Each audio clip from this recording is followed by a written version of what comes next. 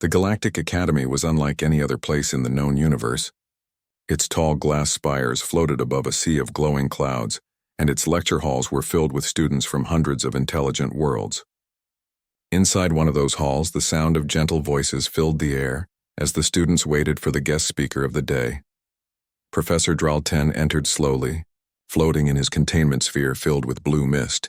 He was from the planet Selvarus, a world covered in endless oceans. His species had evolved in peace far from natural disasters, and they believed in slow, perfect adaptation. He was considered one of the wisest minds in the galaxy. When the hall became quiet, the professor began to speak in a calm and musical voice.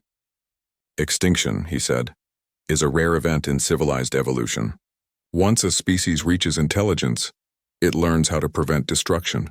Order and balance keep life alive. Extinction is unusual. The students nodded, taking notes with glowing tablets. Among them were young aliens with scales, feathers, and metallic skin. All seemed impressed except for one human sitting at the back. Cadet Lena Ward, a young woman from Earth, was listening with a quiet, sharp expression. She was proud to represent humanity in the academy, but sometimes she found it hard to sit still when humans were misunderstood. Around her, she could hear soft whispers from alien students. They always talk about chaos, one said in a clicking language. Humans exaggerate everything, another added softly. Lena clenched her jaw but stayed silent. She had heard these comments before. To most of the galaxy, humans were strange creatures, too emotional, too unpredictable, too wild. They came from a small blue planet full of storms, volcanoes, and animals that fought to survive every day. Other species found them fascinating but also a little frightening. When the professor finished his main lecture, he smiled and said, "Now, are there any questions?" For a moment, silence filled the room. Then Lena raised her hand. Her voice when she spoke was calm but strong. "Professor," she said, "you said extinction is rare. But that's not true for us." Dralten turned his glowing eyes toward her. "Explain, Cadet." Lena stood up slowly. The room grew quiet again. She looked around at the alien faces staring at her. "On Earth," she said, 99% of all species that ever lived are gone. Extinct. Wiped out." A soft wave of disbelief passed through the audience. Someone muttered, "Impossible." Lena didn't flinch. "We call it normal history. There were giant animals, forests of creatures, whole worlds of life that disappeared long before we came. We were never protected by peace or balance.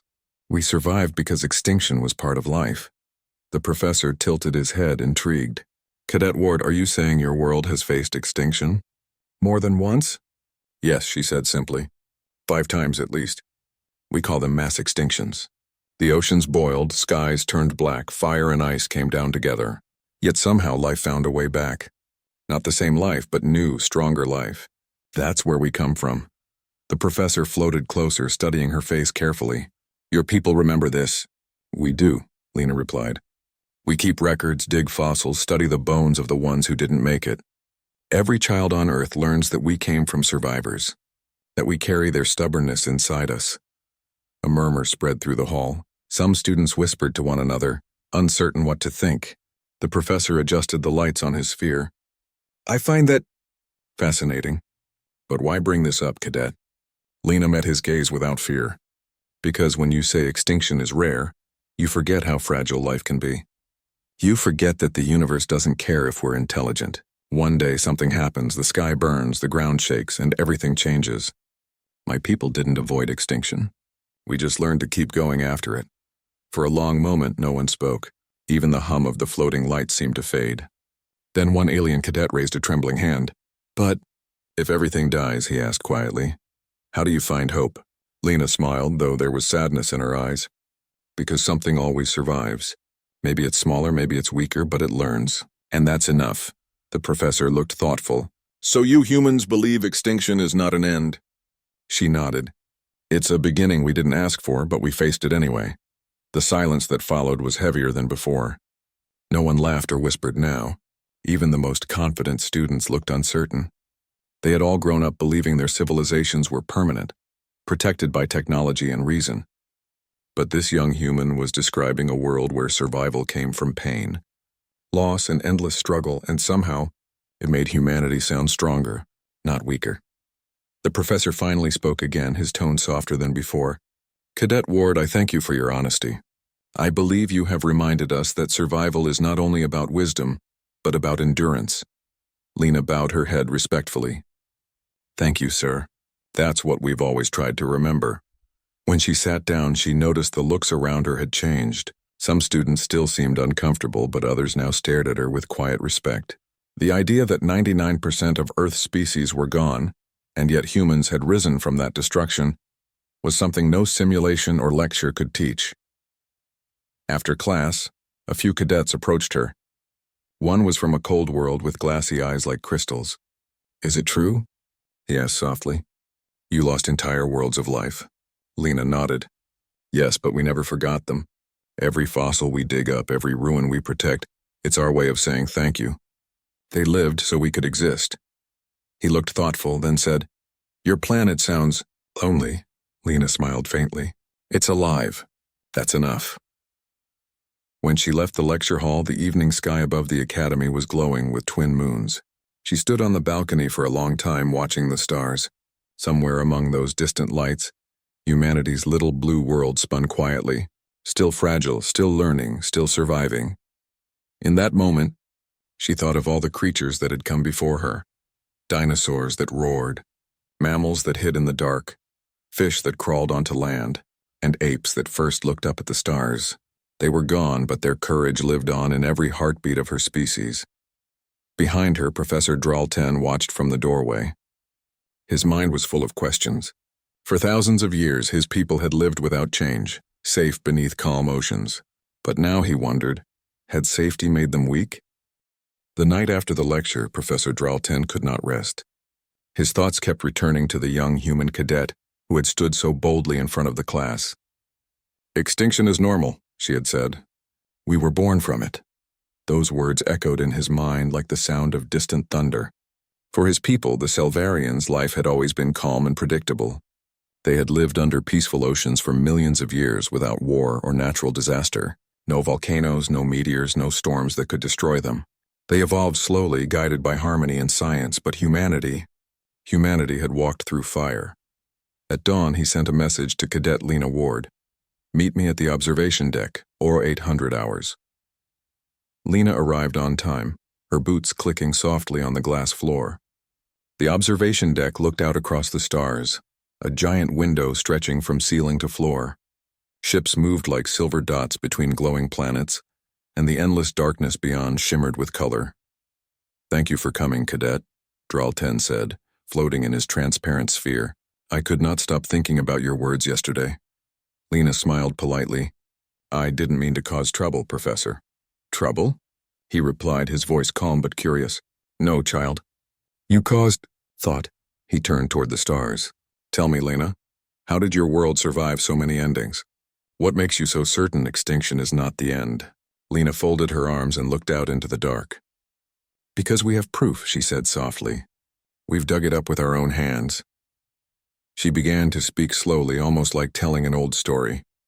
A long time ago, an asteroid hit our planet. It turned the skies red for years. The dinosaurs, huge creatures, some as long as starships, vanished. The air became poison and the oceans boiled. But a few small animals survived, tiny, weak things hiding in holes. They became the start of everything that came next. That's the first lesson we learned. Size doesn't matter. Endurance does. The professor floated closer.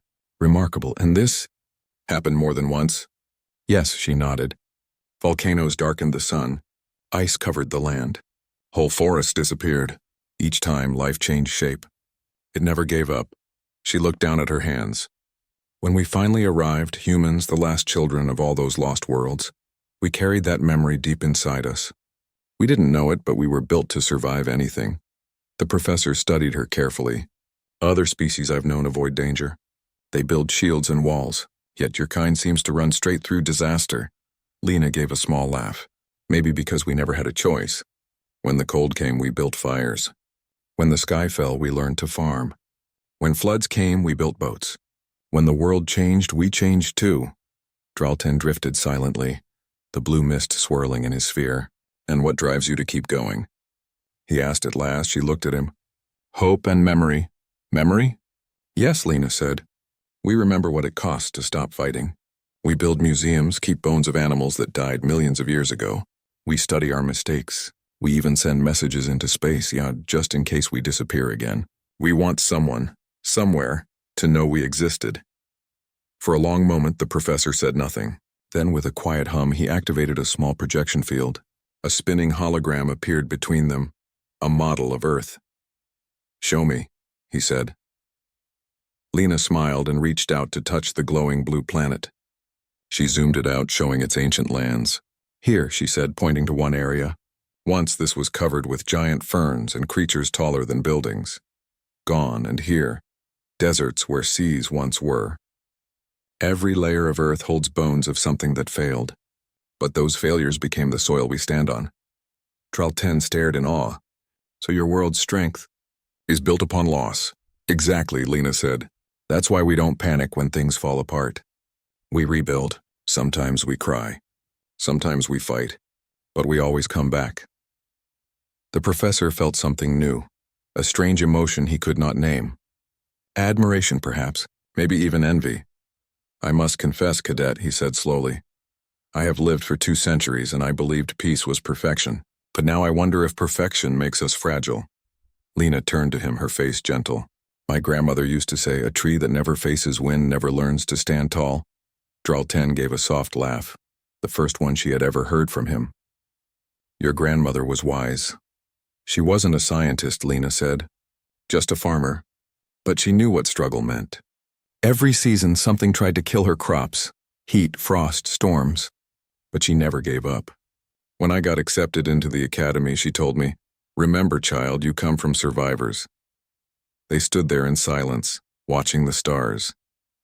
Ships glided silently across the blackness like schools of fish swimming through night. Finally, Dralten spoke again. "Your story has changed something in me, Cadet Ward. I see now that extinction is not rare. It is the universe's way of testing who deserves to continue." Lena nodded. "That's what we believe. The universe isn't cruel, it's just honest." He looked at her thoughtfully. "Would you be willing to share your knowledge with the Academy's Research Council? They study the rise and fall of civilizations. I think they need to hear your words." Lena hesitated. "I'm only a cadet, sir." The professor's eyes glowed brighter. "You are a witness of endurance. That is more valuable than rank." She smiled, a little embarrassed but proud. "I'll do my best." Over the next few days, the academy buzzed with talk about the Extinction lecture. Many students had watched the recording from the day before. Some were shocked, others inspired. A few even started studying Earth's ancient records through the shared galactic archives. In the cafeteria, a tall insectoid cadet approached Lena. "Your people faced 5 annihilations?" he asked, clicking nervously. "5 that we know of," she said. "Maybe more. And you never gave up?" She shrugged. "Giving up never helped anyone." The insectoid tilted his head, thinking hard. "Maybe my people could learn that." The news reached even the council halls of the academy. Debate started among the older species. Could it be that survival required chaos? Could extinction, instead of being a mistake, be part of the grand design? And through it all, Professor Dralten watched quietly, proud of his human student. For the first time in his long life, he saw the universe in a new way, not as a place of perfect balance, but as a storm that created strength. One evening, he found Lena again at the same observation deck. "Cadet," he said softly, "thank you." "For what, sir?" "For reminding us that survival is not the opposite of extinction," he said. "It is what rises from it," Lena smiled. "That's what humanity has always done, Professor. We rise." Weeks passed since that quiet conversation between Cadet Lena Ward and Professor Dralten. The Galactic Academy had changed. Students now whispered the word extinction not with fear but with curiosity. Classes about Earth's survival history were full. Cadets watched old recordings of human explorers who crossed deserts, climbed mountains, and sailed into unknown storms. Humanity, once seen as reckless, was now admired for its courage. Even Dralten, who had spent centuries teaching that extinction was rare, rewrote his lectures. He now began his class with a new line. "The measure of intelligence is not how we avoid disaster, but how we rise after it."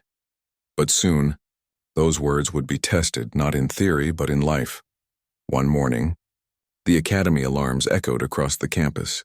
The glowing skies outside the glass towers turned dark red. Students ran to the central hall as emergency lights flashed. Drawl 10 floated quickly toward the main control room, and Lena followed beside him. The holoscreens were filled with data streams and frightened voices. A message flashed across every display. Stellar collapse detected. The Aryan star is dying. The Aryan star was one of the oldest suns in the Galactic Union. Around it were 6 inhabited worlds, homes to billions of living beings. If the star collapsed, everything nearby would be burned into dust. Evacuation has already begun, one officer said nervously, but there's not enough time. We estimate 3 days before the flare reaches the nearest colony. Panic spread through the room. Dozens of officers and scientists spoke at once, offering calculations, strategies, and warnings. None of it was enough. Lena watched the chaos quietly. She could see the same mistake she had seen in that first lecture. Everyone wanted to control the disaster. Not face it, Professor, she said softly. They're afraid of losing everything. He turned toward her, eyes wide. Wouldn't you be? Lena nodded. Yes, but fear won't save them. Action will. She stepped forward toward the main command table. I have an idea, she said. But you won't like it. The room fell silent. Dozens of alien eyes turned to her.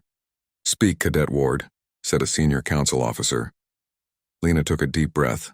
When our planet faced destruction, we learned something important. You can't stop the end, but you can work through it. Instead of waiting for rescue ships, we must build protection right where the people are. The officer frowned. You mean stay?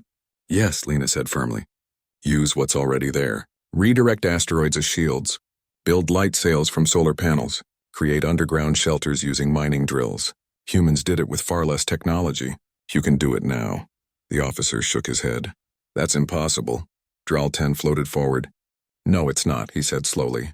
She is right. We must adapt, not flee. There was a long silence. Then one by one, the other scientists began to nod. The human idea spread like a spark through the room. Get every engineer and pilot on standby, Drawl 10 ordered. Follow Cadet Ward's plan. Humanity has faced extinction before. Let us see how they survived. The next 48 hours were a storm of motion. Under Lena's direction, teams worked without rest. Human cadets designed emergency blueprints using old Earth data, models of underground shelters, asteroid redirection routes, and radiation-proof domes. Alien engineers, inspired by human stubbornness, used their technology to build faster than ever before. Whole fleets of drones shaped nearby asteroids into giant protective walls. Lena stayed awake through it all. Her voice became the calm center of the operation. Don't panic, she told the workers. Every problem has an answer. We just have to survive long enough to find it. Even when systems failed or equipment overheated, no one gave up. The humans led by example, working with bloody hands and tired eyes but never stopping. Their determination spread like light through darkness. At last, the final stage began. A massive energy field built to redirect part of the star's explosion. Drawl 10 floated beside her, his sphere glowing faintly. Cadet Ward, he said softly, if this fails, none of us will survive. Lena looked at him with tired but steady eyes. Then at least we'll go down fighting. That's the human way, he smiled. I see that now. When the Aryan star finally collapsed, the entire galaxy seemed to hold its breath. A wave of light brighter than anything they had ever seen rushed outward, burning, breaking and bending space itself. The protective field shook violently. Systems flickered. The asteroid wall cracked but held firm. Energy poured through, and for a moment it felt as if the heavens themselves were roaring in pain. Lena stood at the control deck, gripping the console with both hands, shouting coordinates to the teams below. Keep the shields up. Divert power from the transport bays.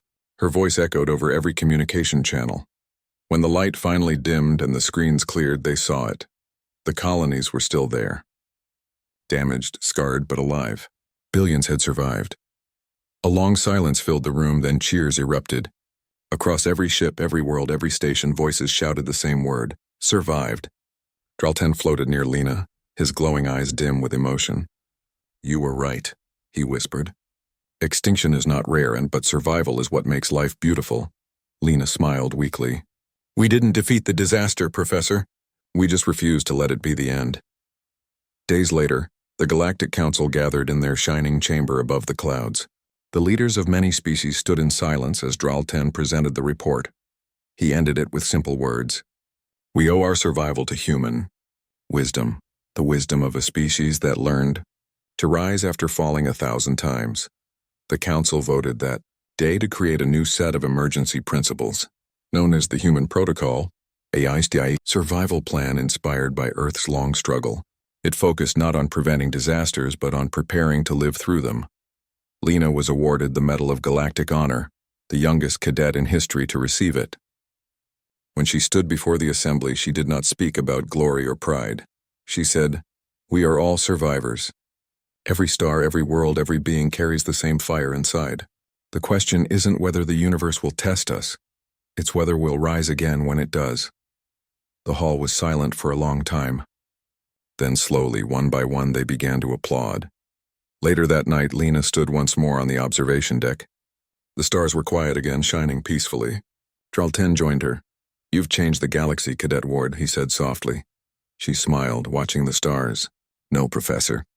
The galaxy just remembered what it already knew, that life is meant to keep going." He looked out at the endless dark sky. "And now extinction is not something we fear anymore." Lena nodded. "Because we finally understand. Endings are just another kind of beginning." And out there among the stars, where billions had once been afraid, a new hope was born. A hope that would carry the lesson of Earth to every corner of the galaxy.